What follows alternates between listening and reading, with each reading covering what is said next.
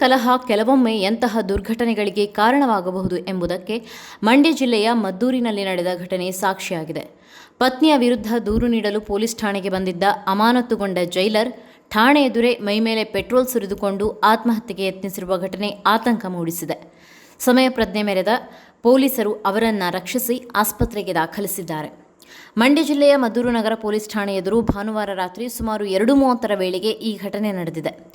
Shivamogga ಕಾರಾಗೃಹದಲ್ಲಿ jailer ಆಗಿ ಕರ್ತವ್ಯ ನಿರ್ವಹಿಸುತ್ತಿದ್ದ ಪ್ರಸ್ತುತ ಅಮಾನತುಗೊಂಡಿರುವ ಜಯರಾಮು ಅವರು ತಮ್ಮ ಪತ್ನಿಯ ವಿರುದ್ಧ ದೂರು ನೀಡಲು ಪೊಲೀಸ್ ಠಾಣೆಗೆ ಆಗಮಿಸಿದ್ದರು.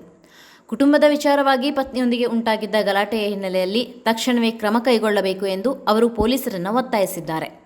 ಪೊಲೀಸರ ಮಾಹಿತಿಯ ಪ್ರಕಾರ ಜಯರಾಮು ಅವರು ಮದ್ಯದ ಅಮಲಿನಲ್ಲಿದ್ದರೆಂದು ಶಂಕಿಸಲಾಗಿದ್ದು, ಠಾಣೆ ಎದುರೇ ಮೈಮೇಲೆ ಪೆಟ್ರೋಲ್ ಸುರಿದುಕೊಂಡು ಆತ್ಮಹತ್ಯೆಗೆ ಯತ್ನಿಸಿದ್ದಾರೆ.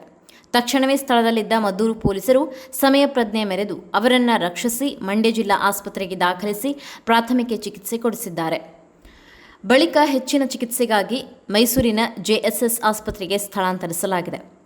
ಘಟನೆಯ ಕುರಿತು ಮದ್ದೂರು ಪೊಲೀಸ್ ಠಾಣೆಯಲ್ಲಿ ಪ್ರಕರಣ ದಾಖಲಾಗಿದ್ದು, ಆತ್ಮಹತ್ಯೆಗೆ ಯತ್ನಿಸಲು ಕಾರಣವಾದ ಸಂದರ್ಭಗಳು ಹಾಗೂ ಕುಟುಂಬ ಕಲಹದ ಹಿನ್ನೆಲೆಯ ಕುರಿತು ಪೊಲೀಸರು ಹೆಚ್ಚಿನ ತನಿಖೆ ನಡೆಸುತ್ತಿದ್ದಾರೆ.